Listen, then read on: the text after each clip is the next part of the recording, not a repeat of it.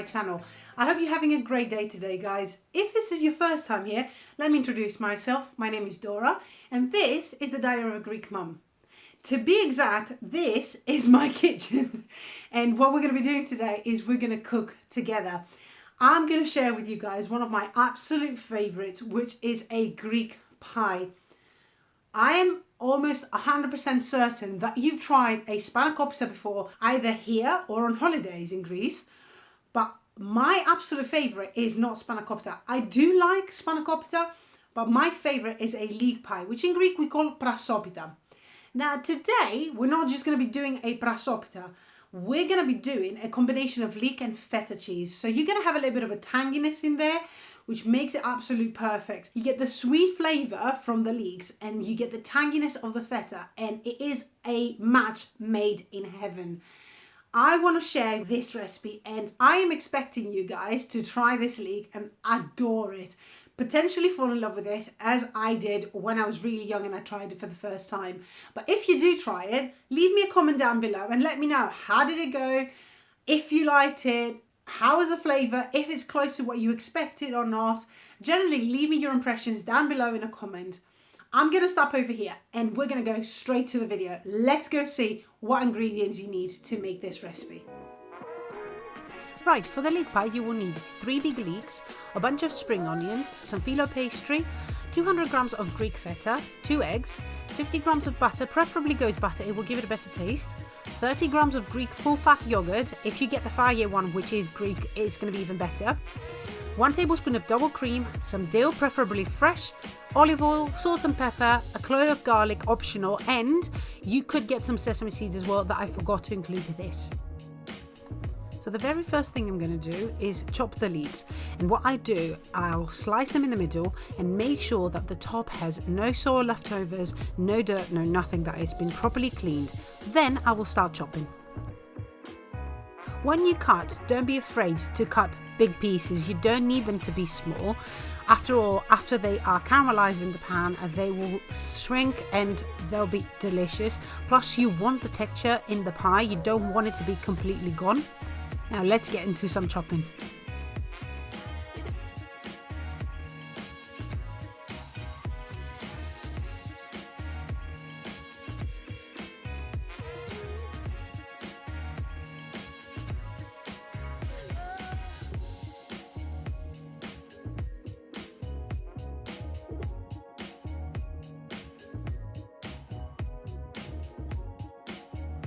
Start chopping your spring onions as well. You need to add them to the same pot where you keep your leeks.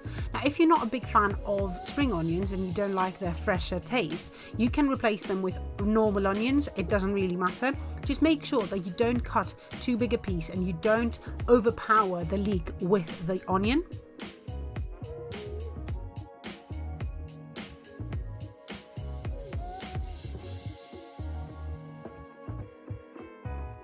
Once you've chopped your leeks and your spring onions and they're all in the same bowl, then you need to sprinkle them with a little bit of salt and mix everything together so the salt spreads throughout. Time for some hands to get dirty. I'm going to share with you a little trick. The reason why I have olive oil and the butter in the same pan is because if you use olive oil along with the butter, then the butter doesn't burn, which means that it keeps all of its lovely flavour and it will help caramelize your leeks and your onions better. After the butter has melted completely, then you can add all of your ingredients that you kept in your bowl and then slowly start stirring, making sure that all of your leeks and your spring onions will be covered by the mix of olive oil and butter. You want to leave them in there. Well, first cover them with the mixture quite well and then leave them there until they start getting soft.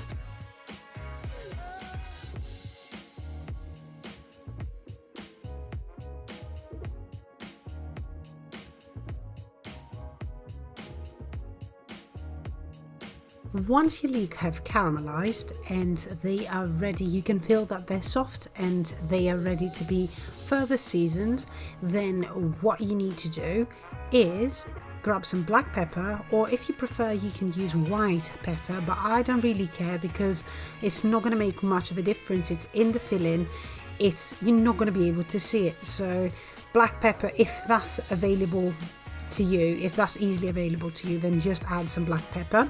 Mix it well inside so it goes everywhere. You don't want it to just be in one particular place.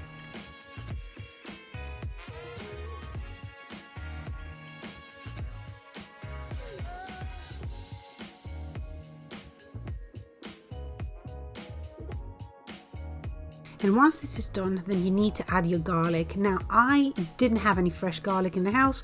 I had some garlic granules that I'm using here. I have kind of guessed how much I would need to use in order to supplement a clove of garlic. And that's what you should be doing as well if you don't have any garlic in the house, but you do have some dry garlic or some garlic paste, anything like that will do. Just make sure that you're not using too much because you don't want to overpower the flavor of the leeks. After that, you need to add your dill. And again, if you have fresh dill in the house, it's 10 times better to add fresh. I didn't have any fresh, I had a lot of dry dill, and that's why I'm adding that. Be generous if you're using dry dill, be generous with the amount that you're using because you do want that very distinct hint of dill when you're eating your pie later. And mix that one in well. Make sure that you've stirred all of your ingredients nicely in there, and once that is done, then you can leave your dish to cook on its own for another 2 minutes.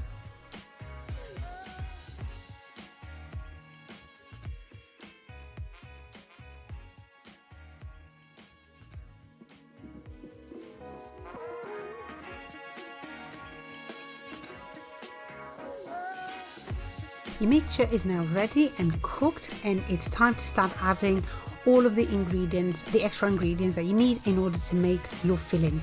The first thing you need to add is your yogurt, and like I said earlier, it would be 10 times better if you use the proper Greek yogurt, the Faya Total. It is a Greek yogurt, it's full fat, it's 5% full fat, and you will need 2 tablespoons of yogurt for the amount of filling that we've just made.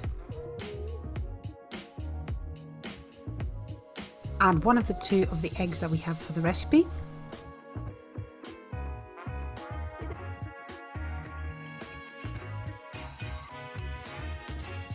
And now it's time for your cream. I didn't have any double cream in the house. I only had some whipping cream that if I hadn't used, it would have gone bad. That's why you're seeing me use whipping cream. And unfortunately, I eyeballed this part, and I can tell you straight away that by the end, the pie was lovely, but it would have been crispier if I had used less cream. So be careful, always measure. After that, you need to add your feta. This is a whole block, and all you need to do is just crumble it.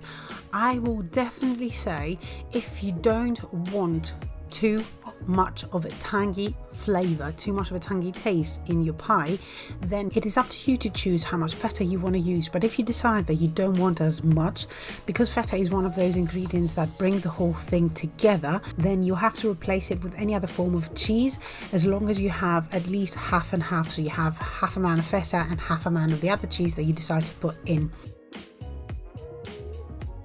If you indeed decide to use another cheese, then make sure that it's not a cheese that is strong in flavour, because you don't want to cover the flavour of feta as you do. After you've added all of your ingredients, then you need to mix in order to make sure that everything is completely incorporated and you have a unified, well, as unified as possible, mix for the filling of your pie.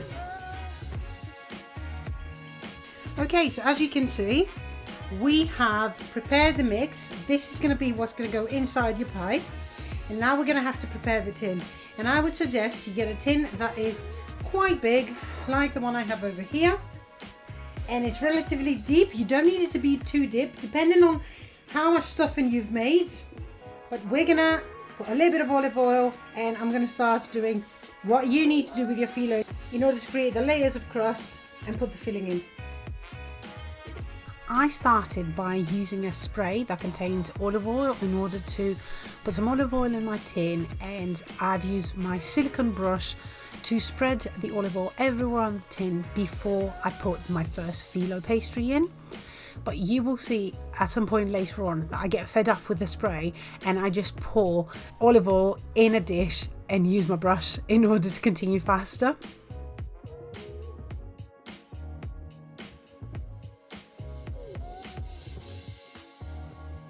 Make sure as you're layering your phyllo pastry to also cover the size of the tin that you're using, and that is because later on we will need that in order to create a seal. And there I go, I got fed up and I went to take my trusted Greek olive oil. I poured some in that little dish and I've used that in order to cover the rest of my phyllo and continue the layering.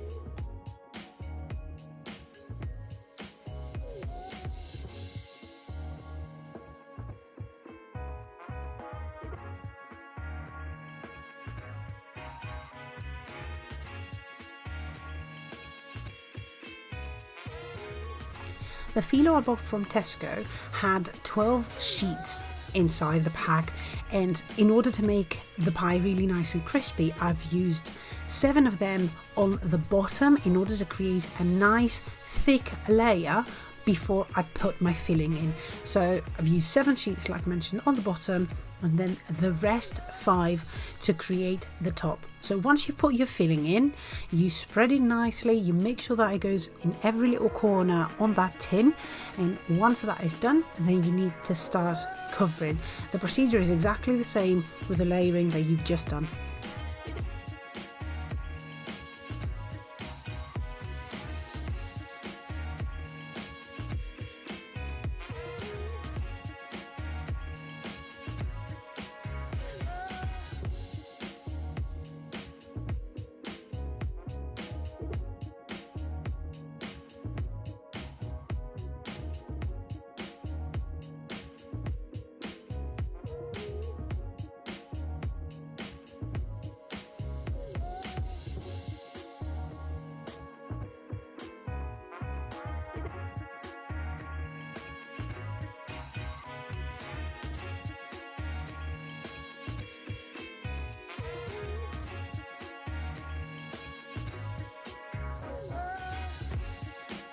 Once the last sheet of phyllo pastry has been used, then what you need to start doing is folding the outsides to create a seal. That's the reason why I told you earlier that you need to cover the sides of the tin.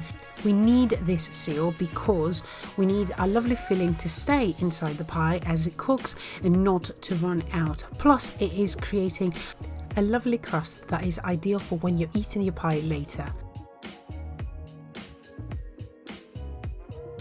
Once your pita is sealed, you need to use the last of the olive oil on the top, and then you use 1 egg, and to be exact, you don't use the whole egg, you only use the yolk.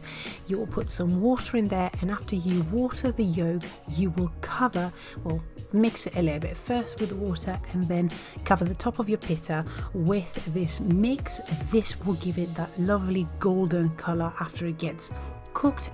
Plus, if you do have sesame seeds in the house and you would like to sprinkle the pita on the top, then this mix is the one that will help the sesame seeds stick on the top of the pita before you put it in the oven.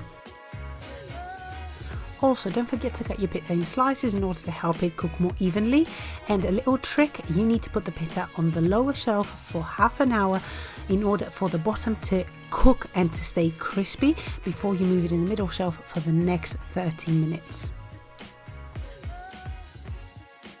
So once you've reached this stage and you have it all ready and it's cut up in pieces and it's ready to go in the oven, what you can do if you want is add a little bit of sesame seeds. I don't have any right now, but they would give it an extra crisp, like you get an extra crunch from it, and it's so lovely to have that.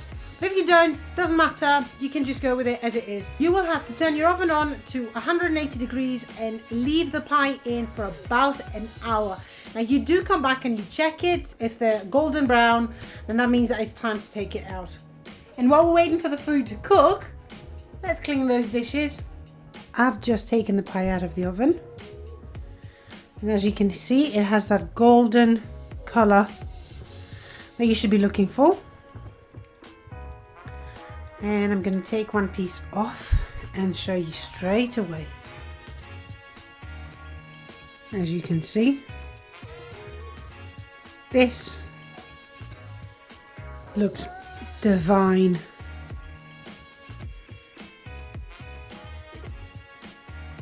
So it's time to give it a try.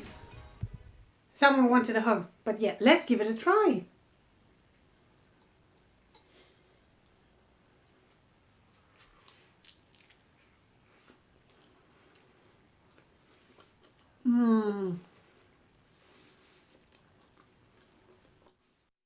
Yep, it's still hot, but oh my god, it's so good. It is time for me to go now. After all, I don't want to let my pizza get cold, but I hope you really enjoyed this video, and if you did, then give it a thumbs up. If this is your first time here and you've not been part of our community yet, then hit that subscribe button and the notification bell right next to it, and I'll be seeing you again soon. Up until the next video though, toodles!